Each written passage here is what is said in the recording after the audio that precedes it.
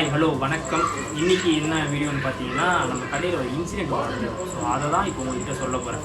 நம்ம கடைக்கு ஒரு பையன் வந்து பிரெட் ஆம்லேட்டு ரோஸ் மில்க்கு வாங்கி அவ்வளோதான் அவன்கிட்ட காசு இருந்தது. வாங்கினா சாப்பிட்லான்ட்டு வாங்கினான். திடீர்னு பார்த்தா அவன் எக்ஸப்டே பண்ணல. டக்குன்னு பார்த்தீங்கன்னா நிறைய அவனுடைய ஃப்ரெண்ட்ஸாக இல்லை ஃபேமிலியாக தெரில நிறைய பேர் வந்துட்டாங்க. நிறைய பேர்னா ஒரு 4-5 பேர் வந்துட்டாங்க. இவன் என்ன பண்ணிட்டான்னா, இன்னொரு பொருள் அவனுக்கிட்ட வாங்கி தரத்துக்கிட்ட காசு இல்லை. இவன் என்ன பண்ணியிருப்பான்னு யோசிக்கிறீங்க?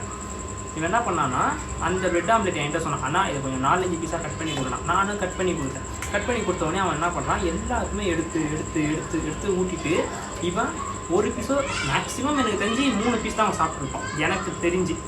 மற்ற எல்லாமே அவங்களுக்கு பகிர்ந்து கொடுத்துட்டான்.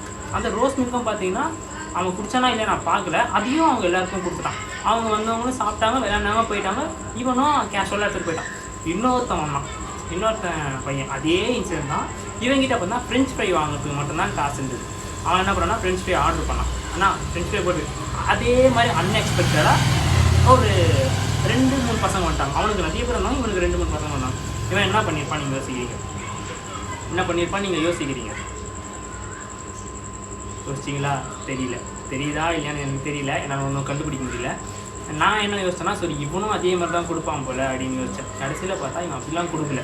இவன் என்ன பண்ணிட்டேன்னா, என் கடையில் ஒரு பேனர் காமிச்சலாம், அந்த பேனர் எடுத்து குறுக்க வச்சுட்டு, அண்ணா இது நான் இங்கே வச்சுக்கிறேன், ஒரு 5 நிமிஷத்துக்கு இங்கே ஒழிஞ்சி நின்று நான் சாப்பிட்டு போயிடுறேன், என் ஃப்ரெண்ட்ஸ் எல்லாம் வராங்கன்னு யாருக்கும் தெரியாமல் ஒரு இந்த பொந்துக்குள்ளே போய் உக்காந்துக்கின்னு ஃபுல்லாக சாப்பிட்டு பிளேட்டை அப்படியே கொடுத்துட்டு காசை கொடுத்துட்டு போயிட்டேன். கஸ்டமர் வந்துட்டாங்க. ஸோ அதான் போயிட்டு வந்துட்டேன். ஏதோ ட்ரை பண்ணேன். அதான் இவனுக்கிட்டே அதை என்ன சொல்லியிருந்தேன். அதான் இந்த பசங்க 2 விதமான பசங்க இருக்கிறாங்க. ஒருத்தங்கிட்ட இருக்குதோ இல்லையோ அவன் என்ன பண்ணுறான்னா எல்லாருக்கும் ஷேர் பண்ணி கொடுத்தான்.